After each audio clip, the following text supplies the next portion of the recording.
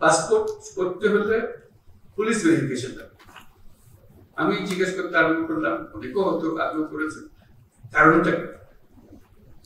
Passport তো আমার নাগরিক অধিকারের একটা অধিকার।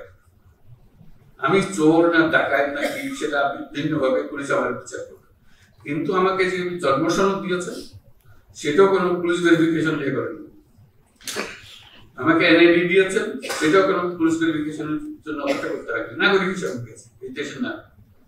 পাসপোর্টও এই দেশের নাগরিকের একটা পরিচয়পত্র, এখানে পুলিশ ভেরিফিকেশন জন্য লাগবে। আমরা আইন করে দিয়েছি যে এখন থেকে পুলিশ ভেরিফিকেশন লাগবে না। সে কথাটা গ্রামের গভর্নমেন্ট দিয়েছে, তারিখ দেখে মনে হলো এটা পৌঁছে নেই।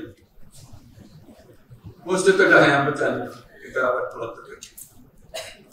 আমার বলার কারণে তারিখ দেওয়াটা হলে যে সুন্দর কাজ হয়েছে, তার মানে কথা পরে পৌঁছে অথচ আমরা এখানে সিদ্ধান্ত নিয়ে বসে আছি কিছুদিন আগে। এই যে দূরত্ব, এটাও জানে না।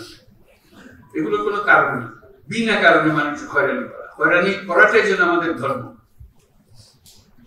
সরকার মানে মানুষকে হয়রানি করা, এটার থেকে উঠে গেল। সরকার ভিন্ন জিনিস, আপনার অধিকার, আপনার অধিকারগুলো আপনার দরজায় পৌঁছিয়ে দেওয়া কাজ, এটাই যেন আমাদের স্মরণ করি।